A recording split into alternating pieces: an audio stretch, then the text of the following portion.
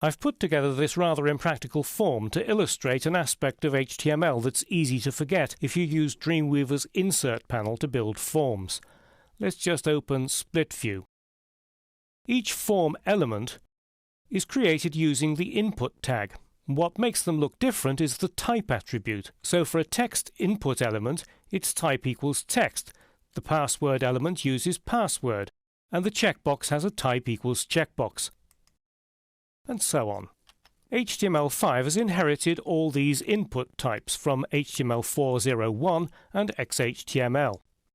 New to HTML5 are all these new type attributes. Search is an ordinary text input field which is meant to look like a search field.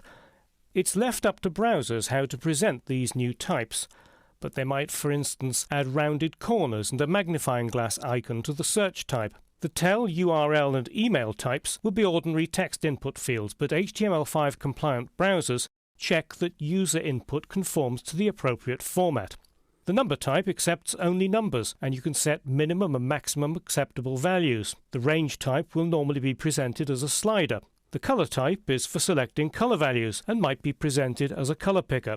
And there's also a wide range of date-related types.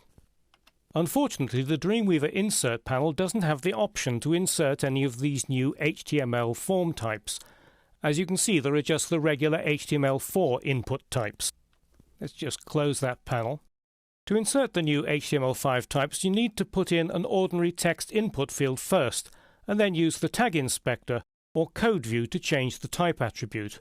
I've selected the search field here, and in the tag inspector I can see that the type is text. Just click here to open that menu and change it to search.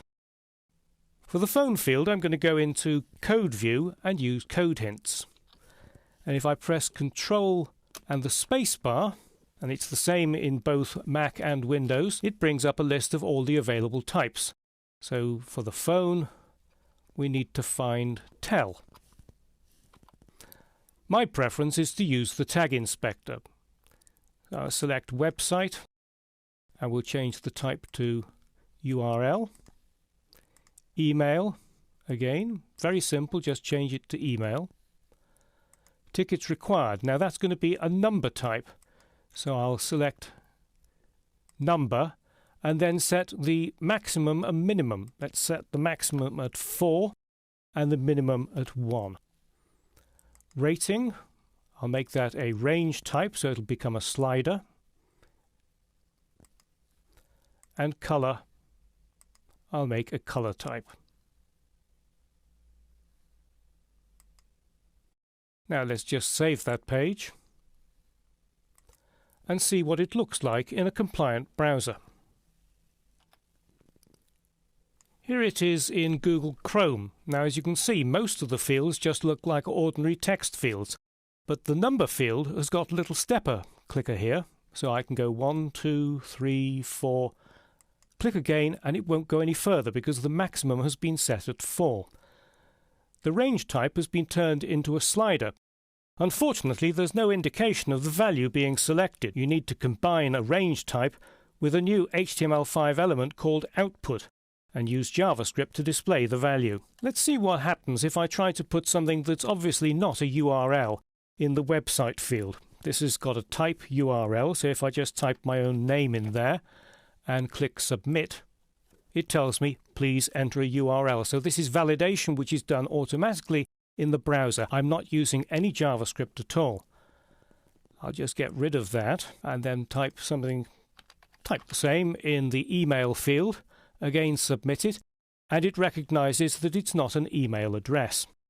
But what about old browsers that don't recognize these new HTML5 input types? Well, here's the same form in Internet Explorer 6. If I open Source View, you can see that it's using the new HTML5 input types, tel, search, email, but it's displayed them as ordinary text fields. So it's perfectly safe to adopt HTML5 form input fields without worrying about older browsers.